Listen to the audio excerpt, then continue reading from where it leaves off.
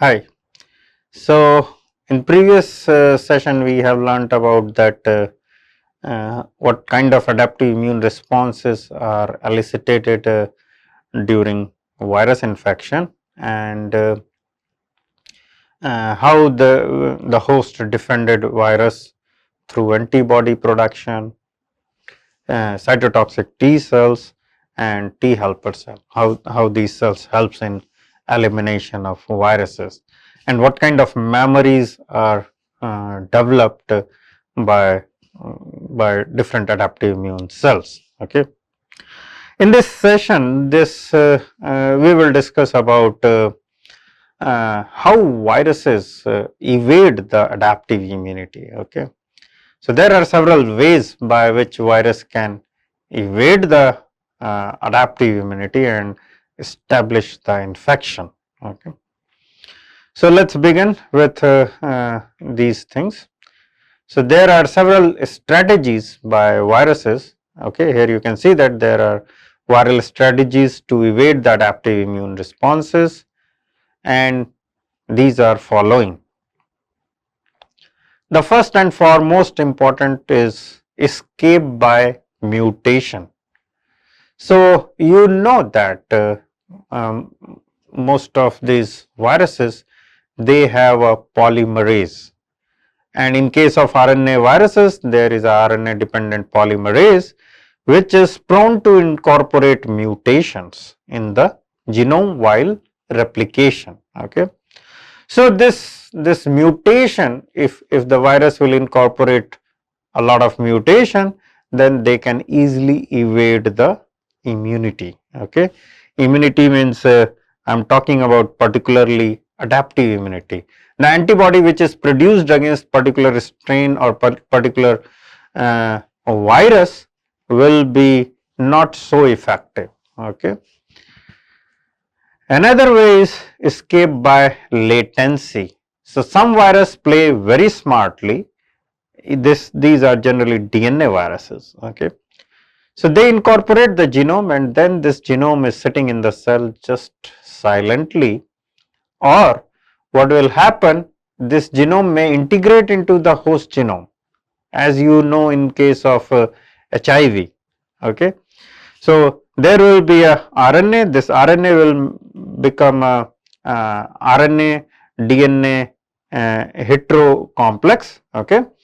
And then there will be a synthesis of double stranded DNA, and this double stranded DNA is integrated into the host genome, and in that way they can sit the silently and they will not do anything. And when there will be a change in homeostasis, decline of immunity, then there will be a kind of burst of production of these viruses, and they will eventually hijack the host defense mechanism. Okay.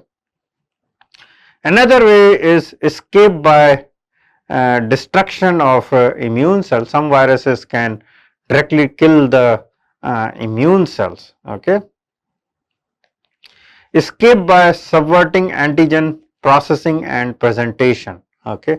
So, some viruses, so there is a complex pathway through which there is a processing of antigen, viral antigen. Okay. And this will mainly take place in all nucleated cells. Okay. So, what is happening that these viruses make some protein which will somehow subvert the antigen processing. So, they will somehow inhibit the antigen processing and they may inhibit the presentation over the membrane. Okay. So, this is a very smart strategy in order to evade the cytotoxic T cell mediated immune response. Inhibition of T cell mediated target cell lysis. So, they may make some protein or some factor which will basically inhibit the cytotoxic T cell mediated cytolysis of infected cells. Okay. Some viruses can inhibit the production of inflammatory responses via modulation of inflammatory cytokine, or they may make some kind of protein which will sequester this inflammatory cytokine. So in that way they cannot trigger the alarm in the host, okay, and in that way they can evade the host immunity, okay.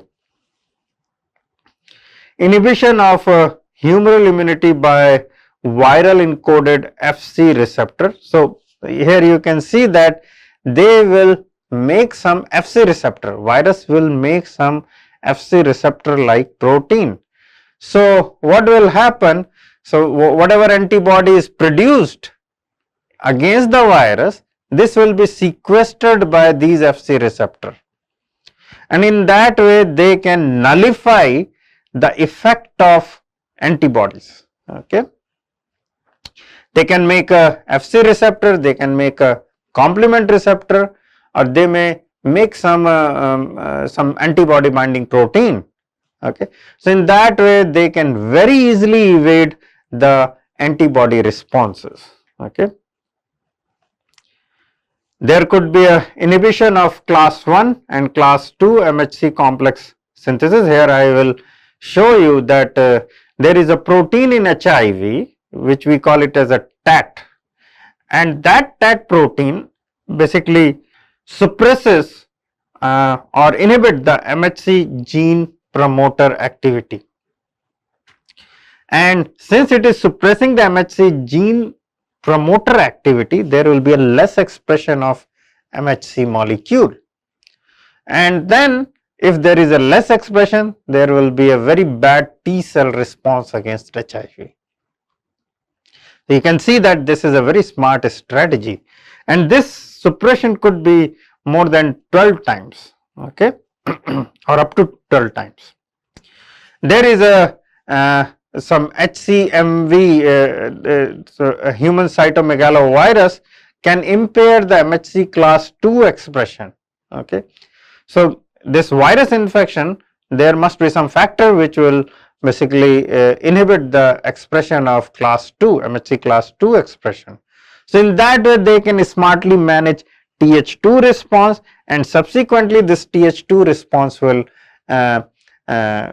inhibit or reduces the B cell responses, antibody production, right. So viral evasion of cellular, particularly T cell immunity.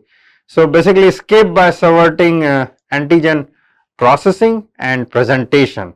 Here you can see that there are several viral factors which is playing important role in evading this T cell immunity, okay. So lentivirus, they have some VPU protein which basically inhibit the MHC class 2 synthesis, inhibit MHC class 1 synthesis. They can also inhibit the transporter associated with antigen processing, that is TAP, expression and function. There are so many viral protein. Here you can see that Epstein-Barr virus basically synthesize the viral IL-10. At HCMV, they have a protein known as UL11A, okay, which, so these protein basically reduces the expression, okay. HCMV, HS6 and HSV ICP47, they reduces the function, okay. So there will be inhibition of MHC class 1 transporter. Here you can see that there are some protein, okay, basically HCMV US3 and adenovirus E319K. These proteins basically retain the MHC class 1 molecule in endoplasmic reticulum, okay. MCMV M152 protein, basically they retain MHC class 1 in pre-Golgi compartment. So here you can see that these viral protein are very specific. They are not kind of, they cannot miss the target, something like that. It's a highly specific to particular process, okay.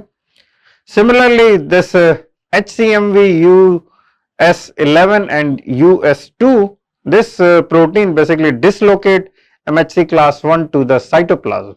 It's turning to the wrong direction, okay, so that it will be not presented over the cell membrane, okay. MCMV, M6 and GP48 protein basically dislocate MHC class 1 to the lysosome. So it's a quite a smart way in order to evade the cytotoxic T cell mediated immunity, okay.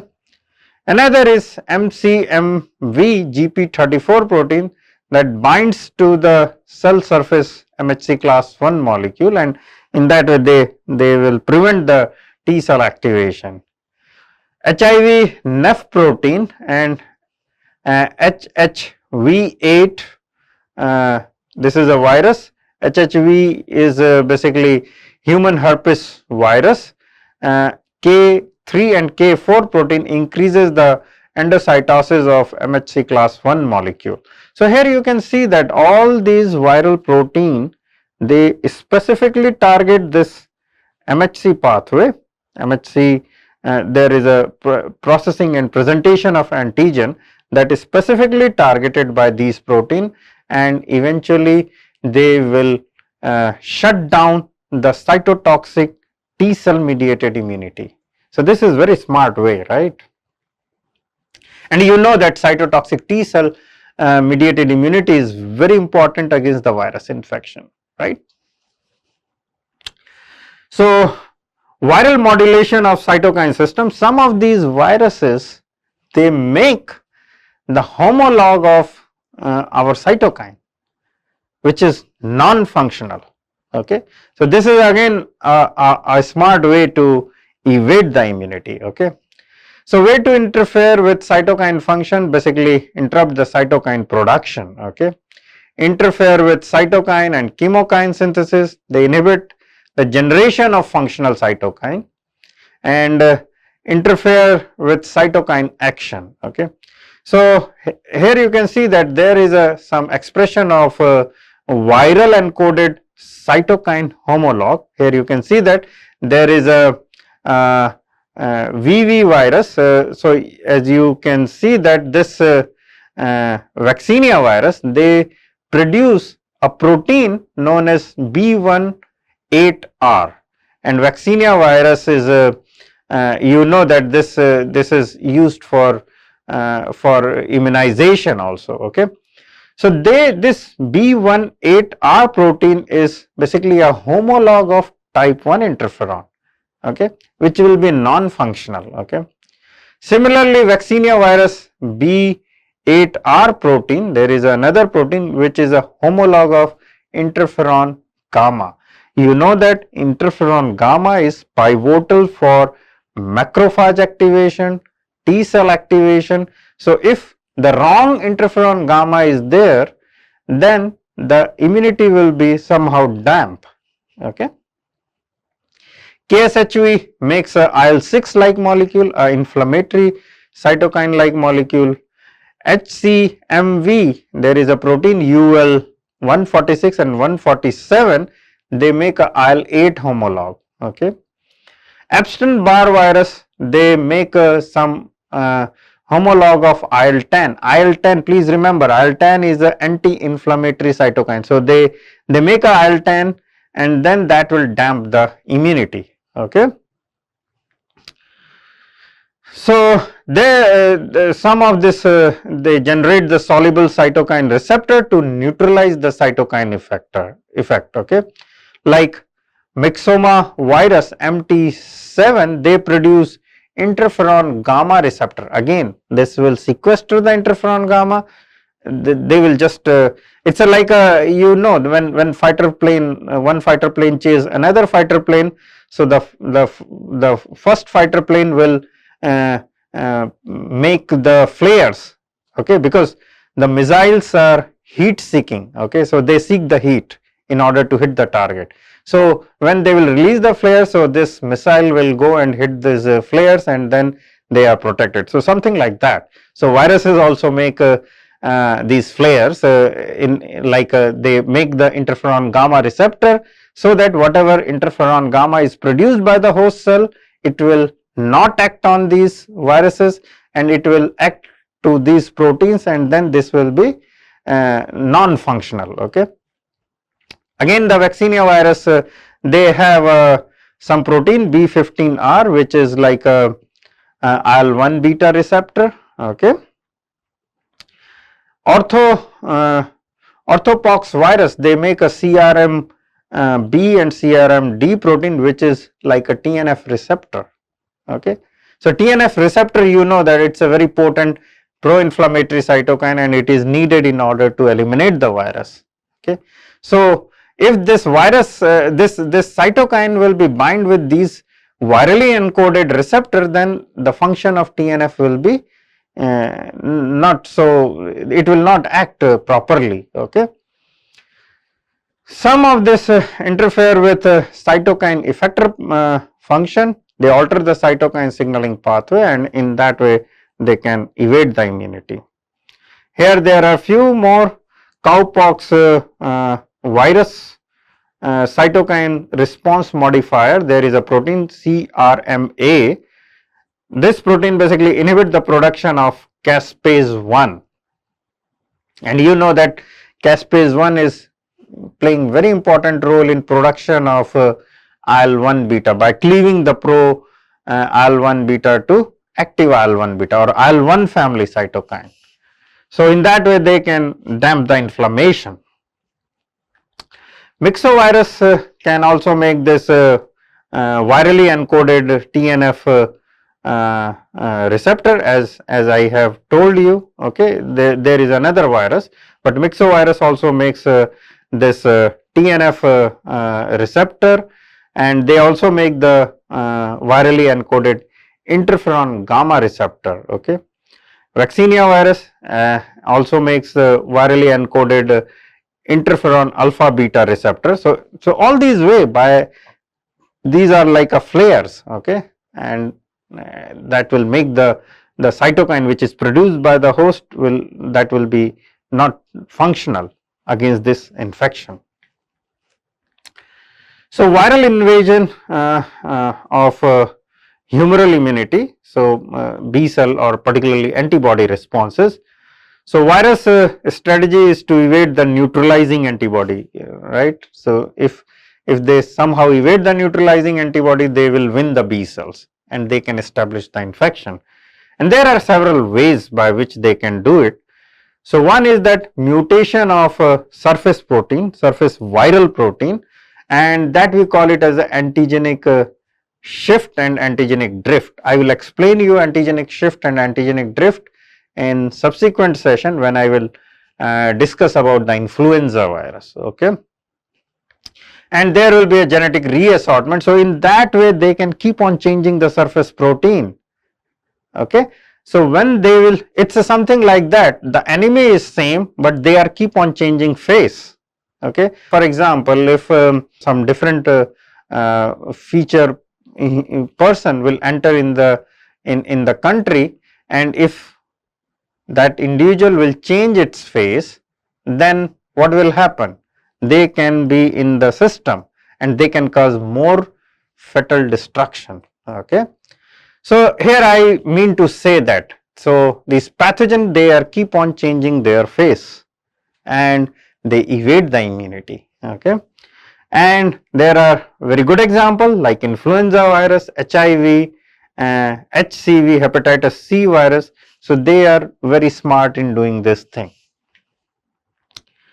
Masking of a conserved epitope. So, some protein on the surface, they cannot afford to make a change, because if they will make the change, then this virus will be not functional. Okay. So, on surface, or there are some enzyme, key enzymes like polymerase. Okay. So, these polymerase, if they will change, then they cannot make their copies. Okay. So, what they are doing? So, they mask this very key proteins with another protein. Okay. So, in that way they can evade the immunity. Some of this viruses like HIV and Ebola virus, they have a phenomena of glycan shedding. Okay, they remove this this post translational modification. Okay, surface protein decoy. Okay, that may mop up neutralizing antibody under certain condition, for example HBV. Okay, so they will just change or make a decoy so that the antibody, neutralizing antibody, will not work. There is a term known as original antigenic sin, and this is associated with HIV and influenza. So, what is original antigenic sin? So, for example, influenza infected or HIV infected the host. So, initially they will have a one face, okay, one surface or face, you can, for simplicity you can understand like that. So, our immune system will recognize that face and develop the immune response in order to clear that infection. But what in the same individual, after some time they will change the face, and whatever immune responses or information we have, that will be useless against that changed HIV, the changed influenza virus. So, in that way they can successfully evade the immunity, and that we call it as a original antigenic sin. Okay. There is a irregular surface protein spacing that tends to reduce the immunogenicity. Okay. Multiple surface protein and virus form, for example, and the pox viruses encoded multiple protein for entry. So, in some cases there will be a one protein or two protein which plays a very important role in entry into the host cell, but some viruses they make a repertoire. Okay. So, if one will not work, other will work, and in that way they can establish successful infection in the host. Here I am giving you some additional information which may be surprising to you, that some of these virus infection can trigger the autoimmune disease in the host. Okay. Some of this chronic, particularly the chronic viral infection, may trigger the autoimmune disease, which is extremely bad. Okay. So, viral infection, particularly the chronic virus, as I told you, are shown to enhance the autoimmune diseases in susceptible individual, as infection frequently induces the strong inflammatory responses in various organs. Okay. There are several major pathways through which virus can initiate or more likely modulate the autoimmunity. Okay. There could be a direct infection of target cell or organ, can cause the release of some sequestered autoantigen. So, when there is a education of our immune system after birth, there are some antigen which is residing inside the cell and they never come out, but these virus infection may trigger the release of these autoantigen. Okay, and that will trigger the autoimmune disease. Okay. Local inflammation might alter the repertoire of self epitope presented by antigen presenting cells by altering antigen degradation properties of the proteasomes. Okay. Presentation of pathogen epitope with structural or sequential similarity. So, as you have seen that these viruses are sufficient smart to make similar protein, and in some cases during infection these similar protein can activate the immunity against those protein, and that will cause the autoimmune disease, and we call it as a molecular mimicry. Okay. So, this is all about the evasion of adaptive immunity by the viruses. I have discussed in a quite great length, and I have also discussed how these virus infection may trigger the autoimmune disease. In next session we will talk about the influenza virus, and with this I will stop here. Thank you.